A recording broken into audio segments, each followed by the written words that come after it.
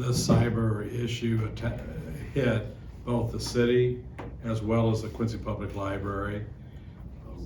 The library is on our servers here at City Hall, so there's some shared communications.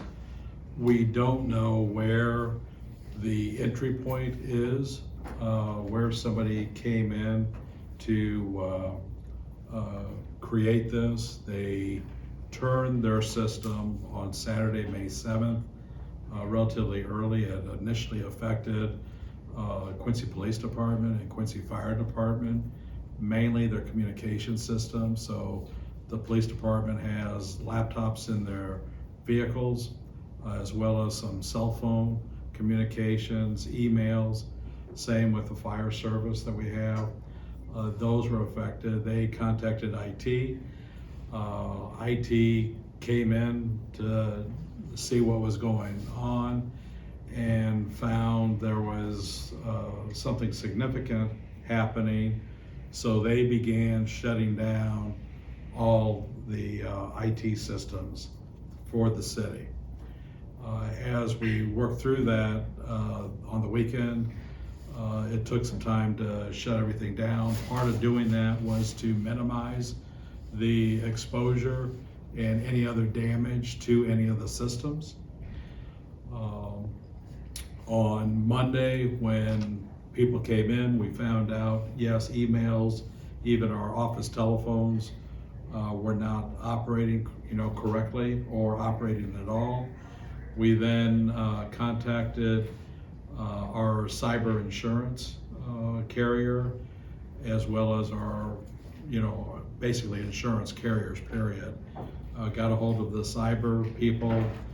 They ended up, because of their experience with dealing with this type of an issue, throughout their other client base, not only government groups, but non-government businesses, they had a recommendation for us, which we then carried forward, had conversations, and we started to work while we went to the council that Monday, which would have been the 7th, the 9th. When we went to the council to go into executive session to give them an update. By the way, they knew their emails weren't working either. And so we followed the advice of our cyber carrier from then on. We are having daily conversations with these experts to help us work through this issue. The investigation continues as to the who, what, why. We hope we're going to figure out the answers to the who, what, why. But we do know the trigger was turned on early morning Saturday. So far on the investigations, there does not appear any information was taken from our systems that would harm any individuals. So we're relieved, to know that. We have been able to bring back our systems. So we have users that are back using our IT computer systems. My email doesn't work yet, okay?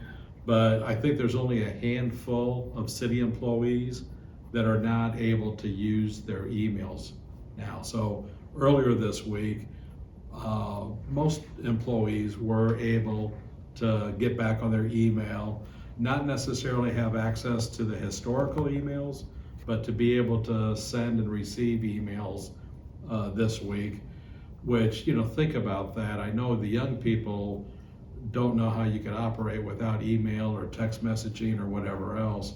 Some of us that are older still can revert back that fax machines were pretty neat when they came here into existence, and telephones, and thank God we still have those that are working. So the system is slowly coming back.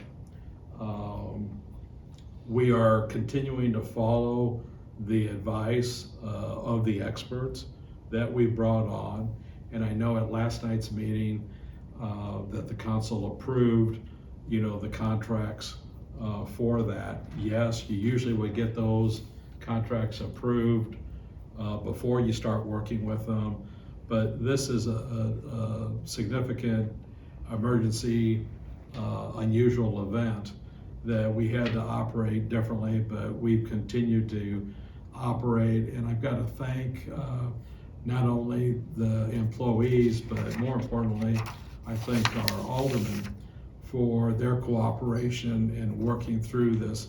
None of us had experience before May 7th of any cyber issues, anything close to what the city's experienced.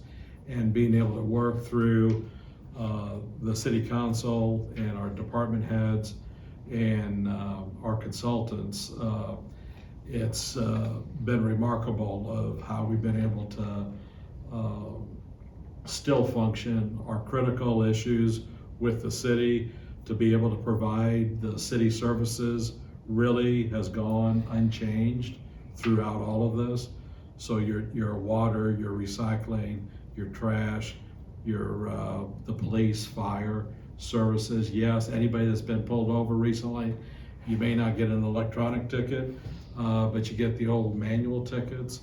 But so you still follow the rules. Fire, we know we've had fire events since May 7th.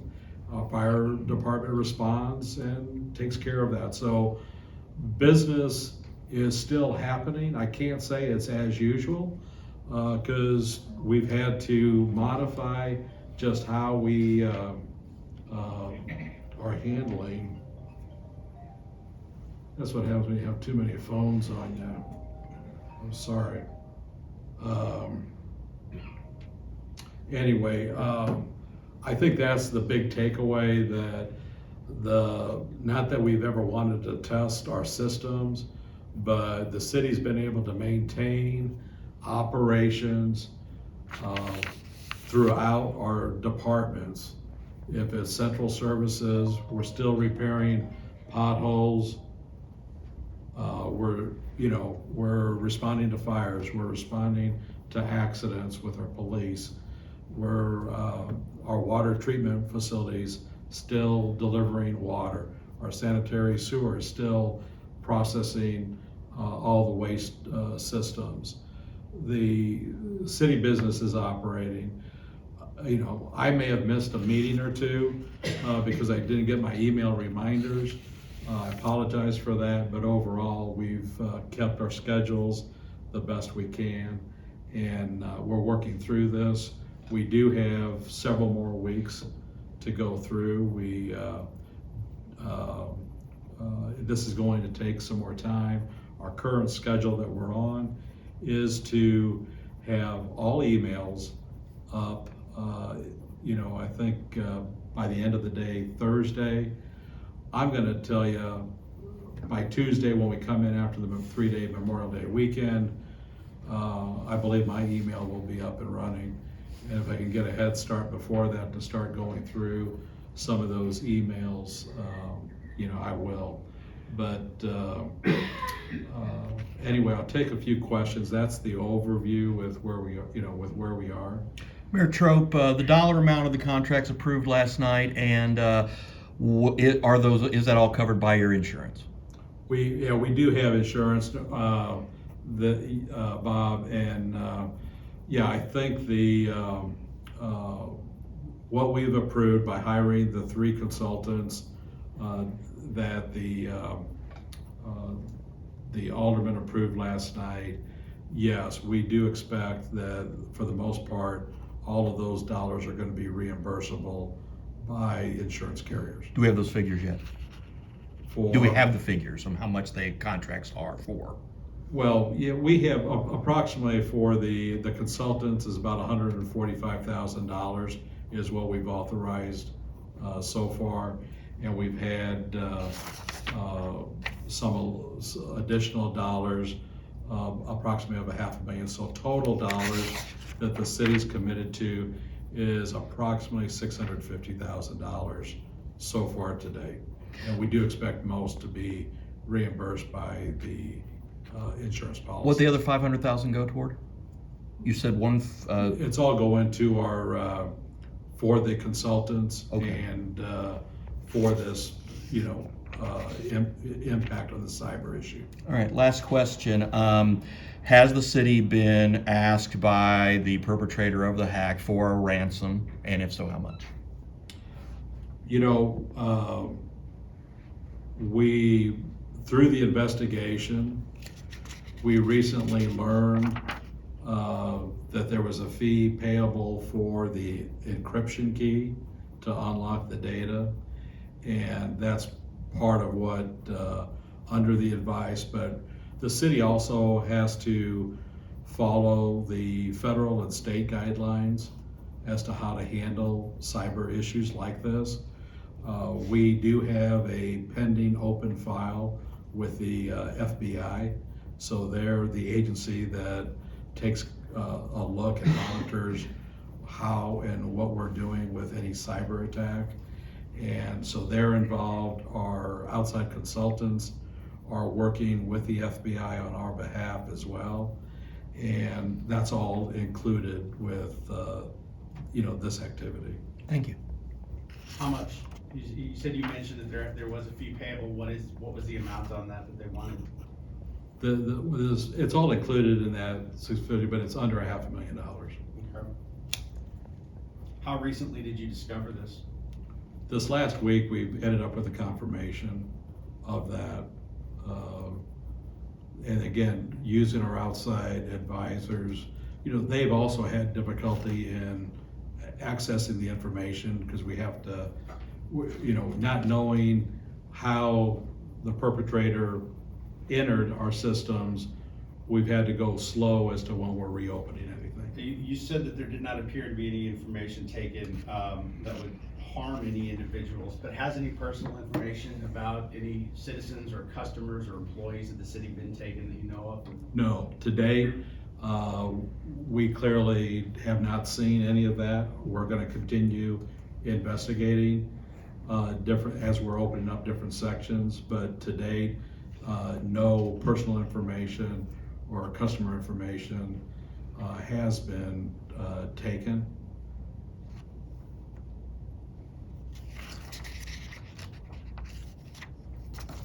Are there any IT services that are still being outsourced, and if so, any of those expenses included in that $650 amount that you mentioned?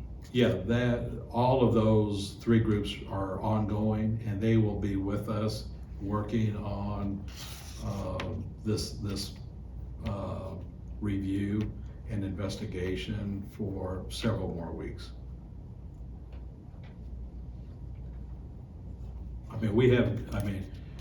We do need to give our IT manager and his staff kudos for working, through this.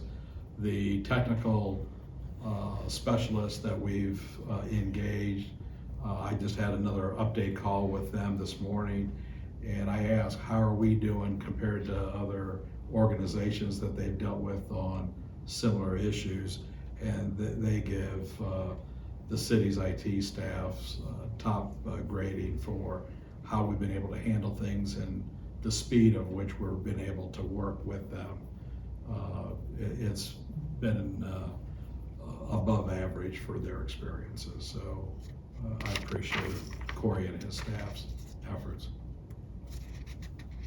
In the investigation, is there any thought that this could be a local player, or is it most likely from outside? It's clearly not a local player, and we don't think that it's anyone from the Illinois. We don't think it's anybody domestically. We don't know who it is, but through the investigation so far, we believe, or they believe, they've ruled out that it's any domestic player. And Mayor, I also wanted some kind of clarity. I know that from the beginning of this, since May 7th, the topic of ransomware has come up. The question of is this ransomware has come up, and you've always said no. But last night, the council voted on ransomware negotiation services and emergency payments for that. So kind of like, what does that mean? Yeah, through the investigation, again, when we knew we had a system issue on May 7th, by midday Monday of that week, we were working with the outside consultants as advised by our cyber carrier.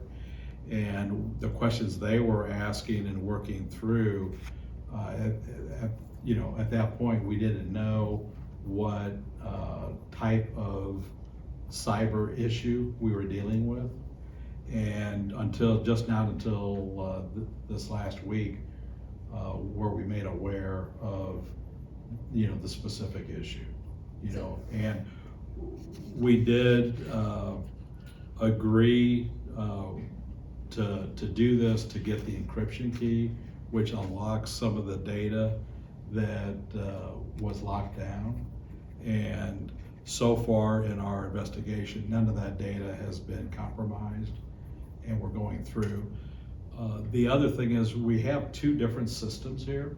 So we've got the public interface with a variety of servers and then we have our financial system, which has, like our payroll and the general ledger and accounting files. That system was never compromised, okay? It was the system that we have with the public, so the likelihood of any customer account or customer names or employees or payroll related, that was in another system that was not affected by the cyber issue. And that's part of how our advisors have recommended and say, today we don't believe any personal information for any employee or customer, et cetera, has been compromised. And again, under the US guidelines, if there is, we have to notify anyone that was compromised or information was compromised. We have to notify them in a very short time period. So we're watching that quite closely to make sure if there was something that we could get out, to contact those people as soon as we're made aware of it. But to date, that has not occurred. And just for clarity, is any of the $650,000 going towards paying whoever or whatever caused this attack? Or is it just going to the consultants and insurance? We're going mainly to the consultants, and there's some of those dollars, I'm not at liberty to tell you the specific amounts, that are going to get the encryption key. But that's all included in that approximate $650,000 that the city's committed to.